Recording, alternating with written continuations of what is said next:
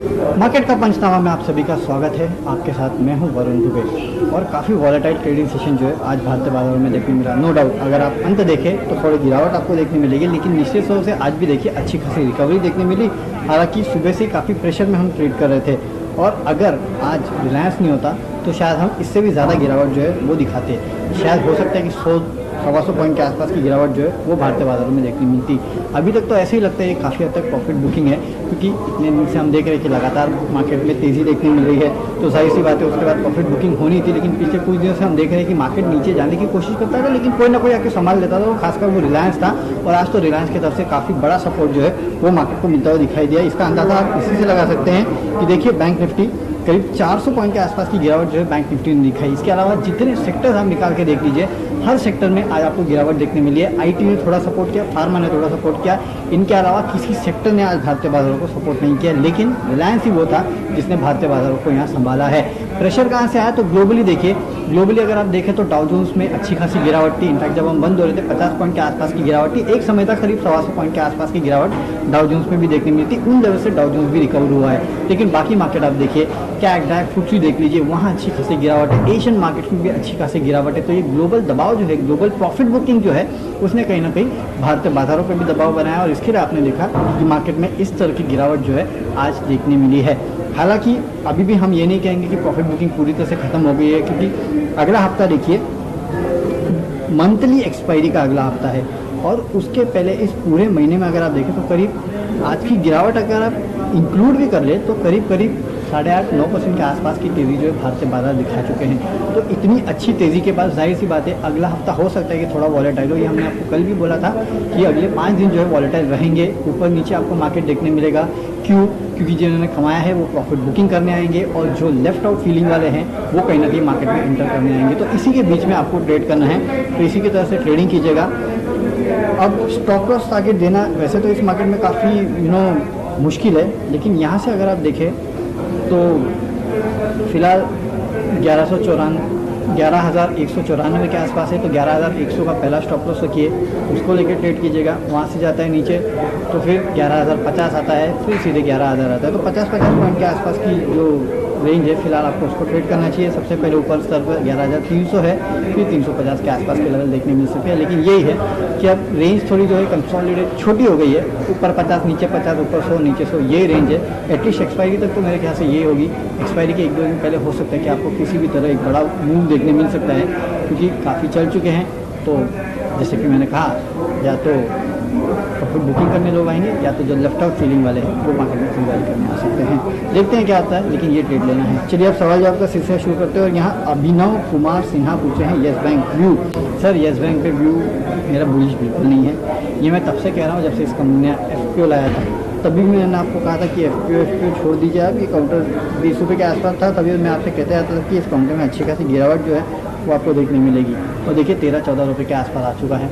अभी भी ये इस काउंटर को लेकर ज़्यादा बुलिश नहीं हूँ। 12 रुपये के भाव पे इन्होंने पैसा उठाया, तो इसका मतलब 12 रुपये के ऊपर ज़्यादा फंड मैनेजर इसको देने को तैयार है नहीं, या फिर ज़्यादा इन्वेस्टर देने को तैयार है नहीं। तो एक्चुअल वैल्यू तो इसकी 12 रुपये आती है। उसके ऊपर का प्रीमियम आप लगा लीजिए तो 2-3 रुपये के आसपास आता है। हालांकि लगातार ये काउंटर जो है वो गिरते जा रहा है, और आपको FPO के शेयर जो है वो भी बिकने को आएंगे। अगर ऐसा होता है तो इस काउंटर में प्रेशर आपको और भी देखने मिल सकता है। अगर ये फ्री फॉल जारी रहता है तो खरीदने की चेष्टा बिल्कुल मत करना। अगर यहाँ से यू टर्न होता है, वो FPO शेयर्स बिकने के बाद का यू टर्न की बात कर रहा हूँ, 2-3 दिनों बाद यू टर्न अगर ये स्टॉक लेता है और 15-16 के पास जाता है, तो शायद 3-4 रुपये के आसपास के ट्रेड जो है आपको बनता है। फिर ये 20-22 रुपये के आसपास जा सकता है। तो नज़र रखिए कब ये काउंटर यू टर्न लेता है, क्योंकि जब तक यू टर्न नहीं लेगा समझ जाना FPO वाले शेयर आ रहे हैं बिकने के लिए, तो वो एक दिक्कत की बात इस काउंटर के साथ हो सकती है। इसके लिए कह रहा हूँ कि संभाल के ट्रेड करना, इतनी जल्दी ट्रेड नहीं करना है इस काउंटर में। चलिए अगला सवाल लेते हैं। यहाँ पे सुबीन तलवार TCS एंड ग्लेनमार्क के पूछ रहे हैं। TCS के नतीजे तो आ चुके हैं मेरे ख्याल से, राइट? तो देखिए TCS काउंटर अच्छा है नो डाउट, लेकिन ये IT वाला काउंटर है। प्रॉब्लम क्या है? प्रॉब्लम सिर्फ एक ही है कि ना US में इलेक्शन ये सबसे बड़ी दिक्कत है।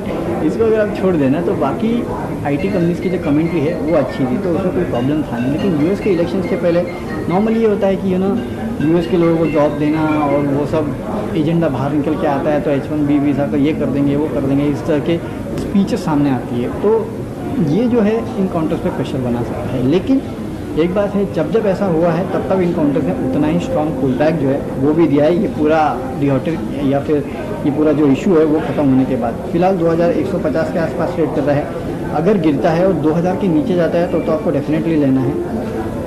थोड़ा वेट एंड वॉच की मूड पे रहिए, एकदम से इस काउंटर में खरीदारी मत करना, थोड़ा थोड़ा करके एक्यूमुलेट कीजिएगा। और गिरता है तो गिरावट में खरीदारी के ज़्यादा बेटर मौके होंगे, ये मैं आपको कह रहा हूँ, क्योंकि इशू जो है वो आउट ऑफ कंपनी कंट्रोल है, इसके लिए कह रहा हूँ। दूसरा ग्लेनमार्क, ओके ग्लेनमार्क के लिए आज कुछ खबर भी आई थी, 300 में शायद खबर को भूल गया हूँ। लेकिन देखिए फार्मा काउंटर जो है वो काफ़ी स्वीट स्पॉट में है, लेकिन पिछले कुछ दिनों में अगर आप ग्लेनमार्क फार्मा को आप देखें तो एक अच्छी खबर के बाद लगातार कुछ बुरी खबरें इस काउंटर को लेके आई है, उसके चलते इस काउंटर में थोड़ा दबाव देखने मिला है।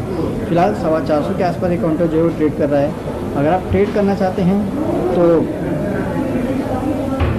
रख लीजिए 410 के आसपास का स्टॉप लॉस रखें, यहाँ से 450 के लेवल के आसपास के लिए आप इस काउंटर को ट्रेड कर सकते हैं। लेकिन थोड़ा कॉशियसली ट्रेड करना है इस काउंटर में, क्योंकि अच्छी खबरों से ज़्यादा बुरी खबरें इस काउंटर में काफ़ी ज़्यादा आ रही है जो इस काउंटर की हालत ख़राब कर रही है, तो इसके लिए याद रखना। ओके, अगला सवाल रिलायंस पे अमित अग्रवाल जी पूछ रहे थे कि सर रिलायंस पे हमने हर लेवल पे आपको यही कहा है कि खरीदिए, और क्योंकि देखिए कुछ ऐसे स्टॉक्स रहते हैं ना, स्ट्रॉन्ग कंपनीज रहती है, स्ट्रॉन्ग पैरेंटेज रहते हैं, स्ट्रॉन्ग बिजनेस रहते हैं, ऐसे कंपनीज को आप बेच नहीं सकते। आज सोचिए अब 13-14 लाख करोड़ के आसपास का मार्केट कैप है किसी कंपनी का, और वो कंपनी नेट डेट फ्री है। आप इसका मतलब समझ रहे हैं? इतनी बड़ी कॉन्ग्लोमरेट, इतनी बड़ी कंपनी, इस साइज़ की कंपनी नेट डेट फ्री होना, इसका मतलब क्या होता है सर?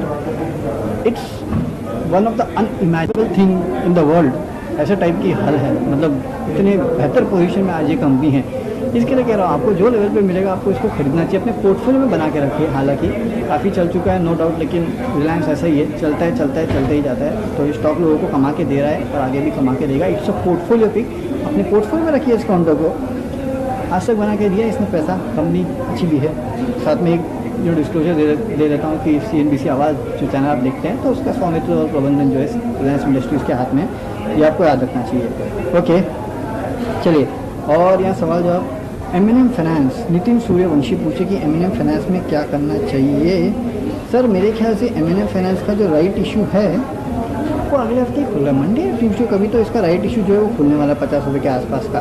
अब आप सोचिए 50 रुपये का राइट इशू खुला और 50 रुपये में आपने लिया, और आपके पास समझिए 100 रुपये के आसपास के शेयर है या फिर 114-140 के आसपास के शेयर है, तो भी आपको फ़ायदा होगा कि नहीं होगा? 50 रुपये का लिया, 140 के आसपास के शेयर थे, तो बेचने में तो आपको फ़ायदा होगा ही ना 50 रुपये का शेयर। तो इसके लिए कह रहा हूँ कि नो डाउट अगर ये राइट इशू नहीं भी होता तो भी मैं इस काउंटर में आपको इन लेवल्स पे तो ख़रीदारी की सलाह देता कि हाँ आप इस लेवल पे भी इस काउंटर को खरीद सकते हैं।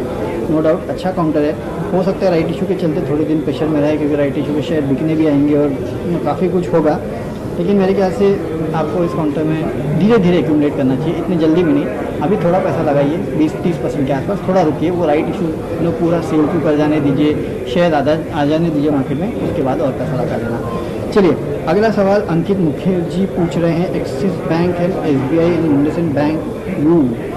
देखिए SBI तो जैसे हमने आपको कहा था कि वो 203-204 के आसपास जाके हमेशा इससे वहाँ से रिटर्न आता है ये काउंटर, और आज भी हमने देखा कि मार्केट में जो गिरावट है उस गिरावट में इस काउंटर में उसी लेवल से, मेरे ख्याल से उसी लेवल के आसपास कल चला गया था, और वहाँ से देखिए आज 191 के आसपास आ चुका है। तो ये ट्रेडिंग रेंज में फंसा हुआ है काउंटर। अगर आप लॉन्ग टर्म के लिए लेना चाहते हैं तो मेरे ख्याल से नो डाउट इस लेवल पे भी ले सकते हैं, लेकिन ट्रेडिंग करना चाहते हैं तो यहाँ से थोड़ा एक स्टॉप लॉस होगी स्ट्रिक्ट 186 के आसपास का, और फिर 200 रुपये के आसपास पे ट्रेड कीजिए इसको, लेकिन स्ट्रिक्ट स्टॉप लॉस ज़रूर रखना। अगर अगले हफ्ते मार्केट में गिरावट आएगी तो स्टॉक भी गिरेगा। एक्सिस बैंक के बारे में आप पूछते हैं तो एक्सिस बैंक भी काउंटर अच्छा है, हालांकि आज गिरा है ये काउंटर, रुक जाइए कल ICICI बैंक के नतीजे आ जाने दीजिए। वैसे तो एक्सिस बैंक के ठीक ठाक ही थे, ICICI बैंक के नतीजे आने दीजिए, उसके ऊपर मंडे को डिपेंड करेगा कि पूरा बैंकिंग सेक्टर कैसे होता है, खासकर प्राइवेट बैंक कैसे ट्रेड करते हैं, तो उसके बाद बेटर। इंडसइंड बैंक, इसमें एक इन्वेस्टर जो इन्वेस्ट करना चाहता था उसको RBI का अप्रूवल मिला, वैसे तो CSB बैंक में भी वो मिला है, लेकिन माना जा रहा है कि वो इस जितना इन्वेस्टमेंट करने के लिए अप्रूवल मिला उससे ज़्यादा इन्वेस्टमेंट शायद कर सकता है इंडसइंड बैंक में। अगर ऐसा होता है तो यहाँ से इस काउंटर में तेज़ी बनेगी। वैसे भी काफ़ी टेक्निकल एनालिस्ट को मैं सुन रहा था, वो कह रहे थे कि इस काउंटर का बेस जो है वो बन चुका है। मैं आपको हमेशा कहता था अगर 500 के ऊपर ये जाता है और टिकता है, रुकता है, तो शायद आपको 700 के आसपास के लेवल की जो लेवल्स है वो इस काउंटर में देखने मिल सकते हैं। इसके लिए मैं आपको कह रहा हूँ कि यहाँ से इस काउंटर में रहिए, अगर है तो होल्ड कीजिएगा, नहीं है तो मेरे ख्याल से खरीदारी करें। 700 रुपये के आसपास के लेवल के लिए इस काउंटर को आपको ट्रेड करना चाहिए, ये तो पक्का है। ओके, अजीत कुमार, पॉलीकैब और एयरटेल पे लॉन्ग टर्म व्यू। देखिए सर, काउंटर तो दोनों अच्छे हैं।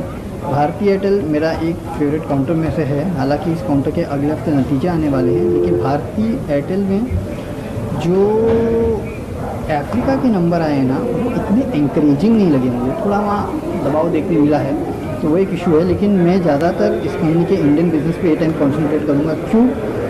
क्योंकि देखिए इंडिया में जो लोग घर पे इंटरनेट यूज़ कर रहे हैं या फिर जो भी है मोबाइल यूज़ कर रहे हैं, उसका एक बहुत बड़ा फ़ायदा जो है टेलीकॉम कंपनीज को होने वाला है। उसमें से एक भारतीय एयरटेल है, इनका तो डोंगल वोंगल भी आता है, इंटरनेट भी आता है। तो उस लिहाज से अगर आप देखें तो इस काउंटर में मुझे लगता है कि अच्छे लेवल्स है ये खरीदारी के। 559 के आसपास सेट कर रहा है, 600 के लेवल के लिए आपको इसमें खरीदारी करनी चाहिए।